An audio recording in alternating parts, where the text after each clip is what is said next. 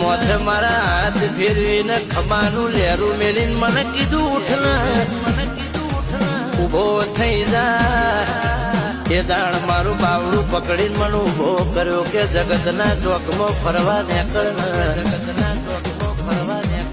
તું નેકળ તારા પેલા 5 ડગલા હું મોર ભરી એ તું પોતે પેલા હું પહોંચીને બી તૈયારી કરી નાખું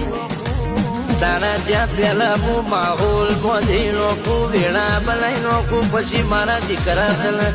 આવાની વેળા લાવું ભાઈ એટલે કીધું છે કે લાડો કરે તો માતા કરે બીજી કોઈની તાકાત નહીં જરા